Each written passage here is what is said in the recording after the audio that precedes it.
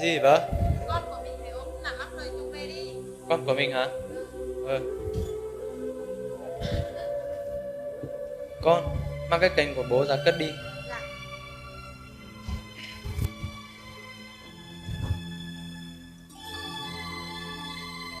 Ây à, sao hôm nay tự nhiên con mình lại ốm nặng như thế này?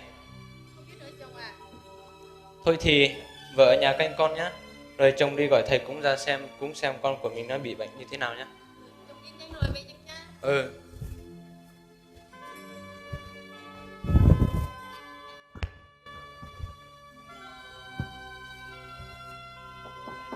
Thầy ơi, thầy có nhà không? Ra mở cửa để con. Có, mời anh vào nhà. À, thầy ở nhà à? Vâng, chào con.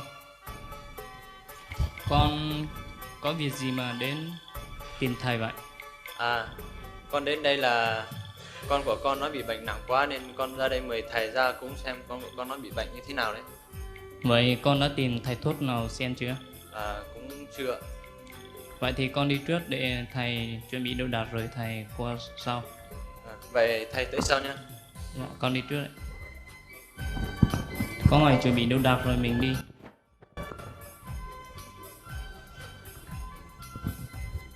Chồng về rồi hả? Chồng về rồi. Lúc mà đi kêu được không? À, cũng mời được.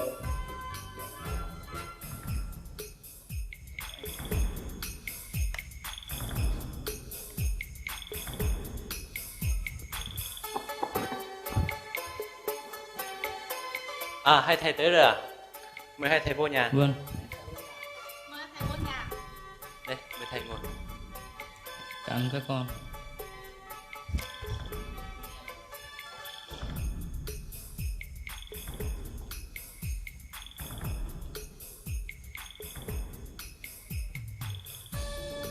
À, con mời thầy ra đây thì mời thầy ra xem con của con nó bị bệnh như thế nào nhé. Vâng, để thầy xem thế nào. Mời thầy.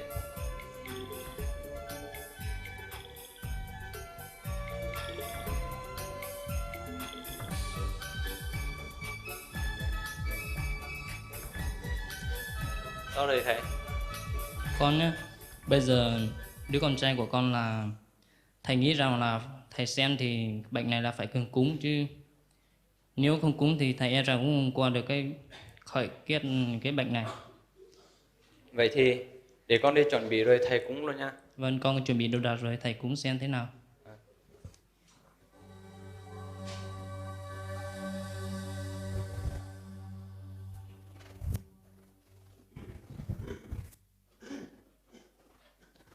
Xong rồi mời hai thầy cúng xem.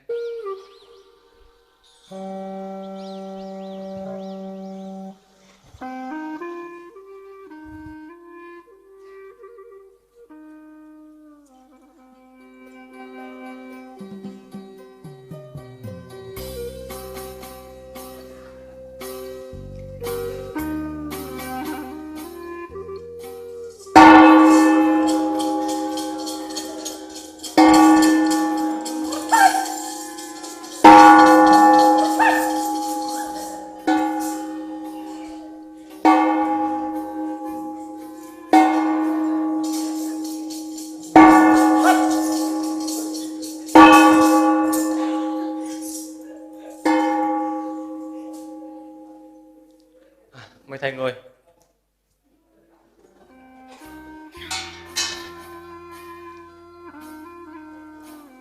Con bảo tôi sau này thầy. Bây giờ là đứa con trai của con là bây giờ là phải cầm một con heo để cúng để được khỏi chứ là nếu không có con heo để cúng thì thầy cũng không có cách nào nữa. Bây giờ con cứ đi chuẩn bị một con heo để cúng cho đứa con trai của con. Dạ. Rồi Để vợ chồng con chuẩn bị. rồi thầy về nhà rồi mấy ngày thầy qua xem thế nào. À, Cảm ơn thầy nhá. cảm ơn Vâng, hai thầy đi qua cúng con của tôi nhé.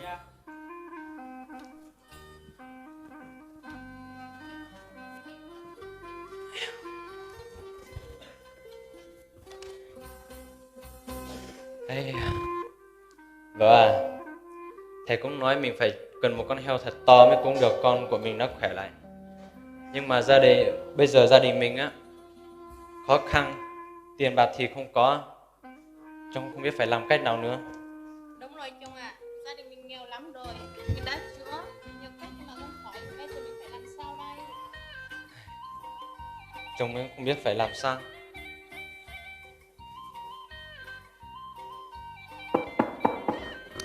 Chú Phùng ơi, có nhà không? À, bác Trâm tới chưa à? Dạ. Mời bác vào nhà. Dạ. Cả nhà đều ở nhà hết à? Mời bác ngồi đây. Dạ.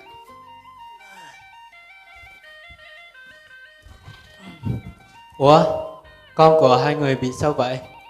À, con của hai vợ chồng tôi nó bị bệnh nặng mấy ngày rồi mà vẫn chưa khỏi. Ồ, vậy hả? Thế gia đình có gọi thầy tốt đến chữa hay chưa? À, cũng gọi ông thầy cúng ra cúng rồi nhưng mà vẫn chưa khỏi. Ồ. Thế thì bây giờ tôi có một tin vui như thế này. Thì trước đây gia đình của tôi cũng khốn khổ như gia đình của hai người vậy. Thì con cái thì cũng bệnh tật như thế. Nhưng mà sau khi tôi nghe được tin từ radio thì có một ông mục sư dặn có một người tên là Chúa Giêsu, Ngài có thể chữa khỏi tất cả mọi bệnh tật và Ngài có thể cứu chúng ta và chúng ta khỏi sự phán xét. Bây giờ thì tôi xin mở một đoạn để hai người nghe xem hai người cảm thấy thế nào. Đây, chương trình phát thanh nguồn sống, tiếng nói của tình yêu, chân lý và hy vọng. Phát thanh trên mạng lưới điện toán toàn cầu theo địa chỉ đài nguồn sống.com và trên sóng ngắn mỗi ngày theo giờ Việt Nam vào các buổi tối từ 6 giờ đến 7 giờ trên sóng ngắn 31 m, tần số 9.855 km chu kỳ.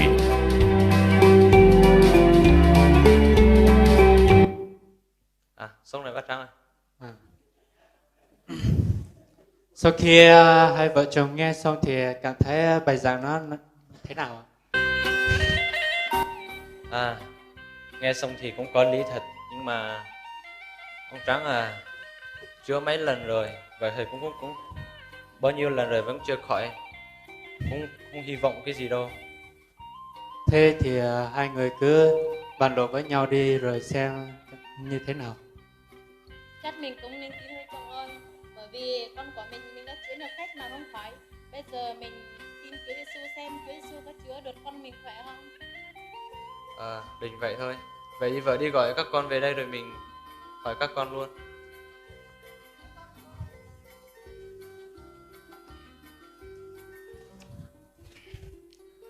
Hôm nay bố mẹ gọi các con về đây á, thì gia đình mình chữa cho em út của các con này, mà nó bị bệnh nặng quá rồi mà cũng chữa, thầy cúng thì cũng cúng mà vẫn không khỏi. Mà hôm nay bố mẹ quyết định đưa gia đình ta đi tin Chúa Giêsu, xem Chúa Giêsu có giúp được em trai út của các con và gia đình ta không. Các con thấy sao? Chúng con theo ý bố mẹ. Thưa bác Trắng này, vậy bây giờ phải làm thế nào để gia đình tôi nó theo được Chúa Giêsu đây? Nếu như gia đình đã quyết định tin theo Chúa Giêsu thì trước tiên mình phải vứt bỏ hết những thứ đồ cúng rồi giấy cúng gì đó. Mình phải vứt bỏ hết đi rồi mình mới có thể tin Chúa được. Vậy thì vợ với các con đi dọn đi.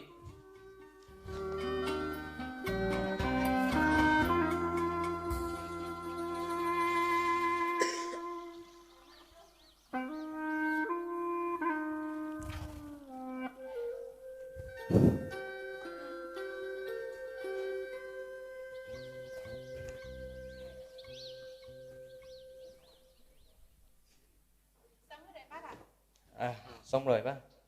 Vậy thì hai người đi đỡ con của hai người dậy đi. Con ơi dậy đi. Dậy nào con. Từ từ thế nha. Từ từ. Thì bây giờ gia đình đã quyết định tin Chúa thì chúng ta quỳ xuống và cầu nguyện. Lạy Chúa yêu dấu của chúng con cảm tạ Ngài vì trước đây chúng con chưa được biết đến Ngài và cũng không tin Ngài. Và Chúa ơi, hôm nay gia đình này xin được tin nhận Ngài và làm Chúa cơ thể của họ. Và Chúa ơi, xin thì giờ này Đức Thánh Linh Ngài ngự trên họ, và xin Đức Chúa Trời Ngài hãy chữa lành cho con trai của họ và để họ có thể nhận biết được tình yêu thương của Ngài và họ tin nhận Ngài từ đây cho đến mãi mãi. Và con xin giao phó hết gia đình này cho con, cho cánh tay quyền năng của Ngài và thành kính cầu nguyện nhân danh Chúa Giêsu Christ. Amen. Amen. Con thấy đã ưng chưa? Ô, con mình khỏe rồi. Đúng là có Chúa Giêsu thật. Đúng là có Chúa Giêsu thật. Vở kịch của chúng tôi thì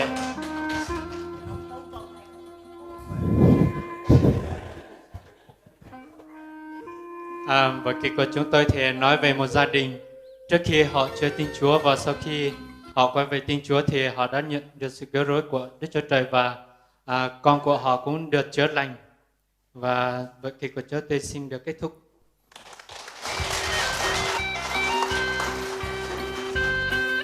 Cảm ơn cái tổng hợp mong rất nhiều, một vở kịch rất là ý nghĩa và rất là hay.